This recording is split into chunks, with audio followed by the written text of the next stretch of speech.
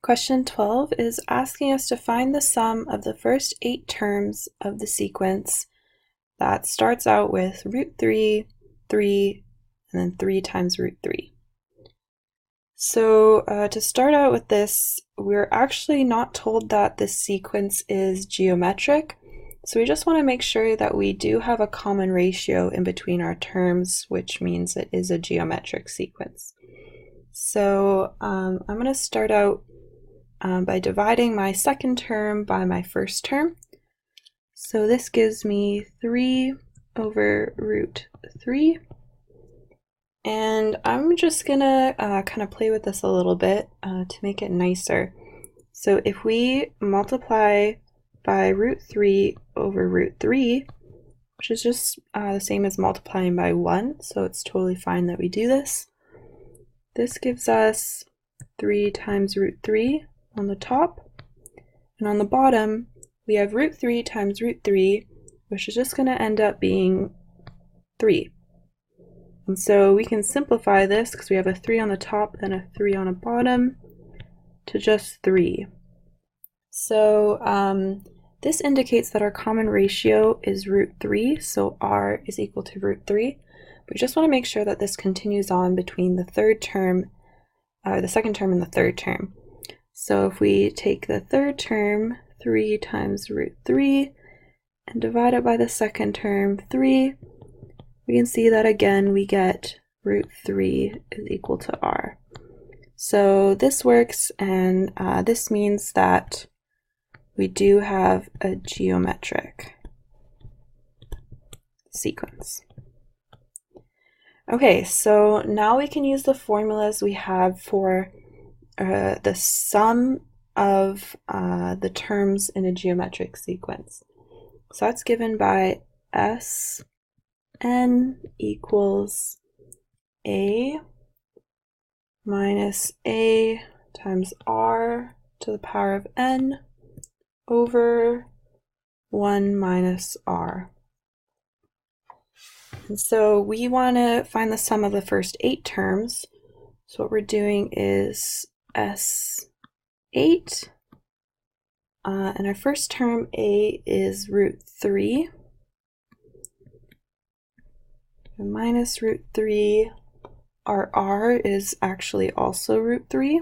So we have root 3, and that's going to be to the power of n, which is 8. So we have root 3 to the power of 8.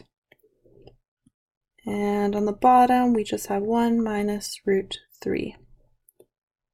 Okay, so I'm going to try to simplify this.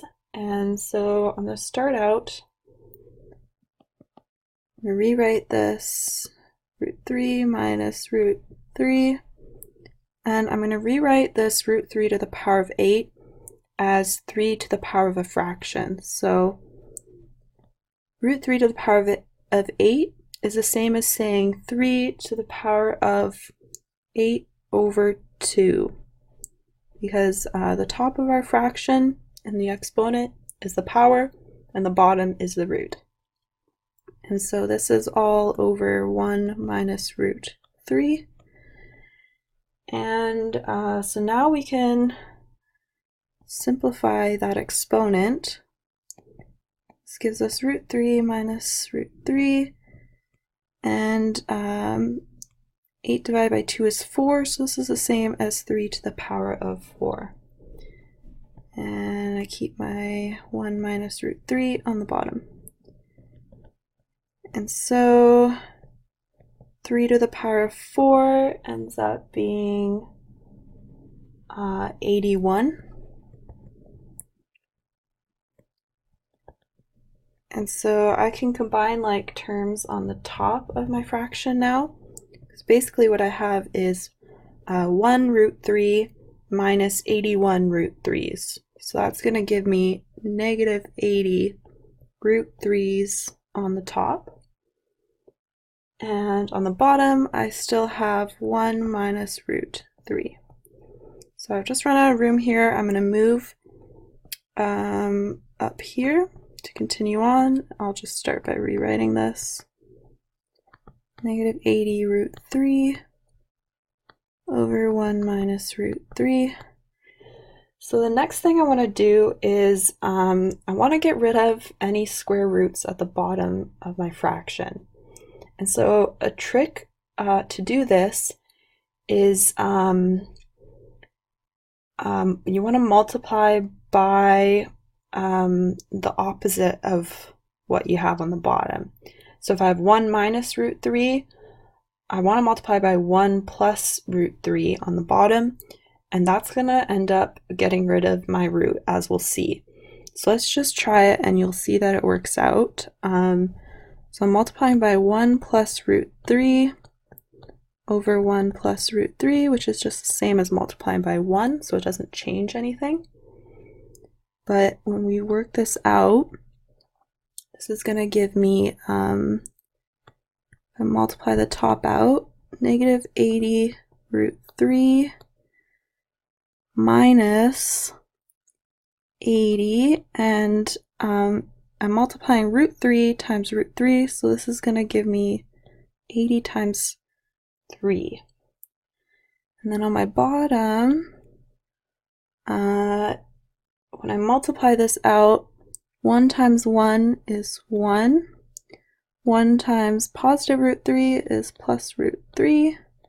Negative root 3 times 1 is negative root 3. And negative root 3 times positive root 3 is just negative 3. And so we can see that on the bottom, these root 3's cancel out, and we've gotten rid of our square root at the bottom of our fraction, which is going to make this more simple overall. So rewriting this is negative 80 times root 3. Negative 80 times 3 is negative 240. And this is over 1 minus 3 on the bottom now.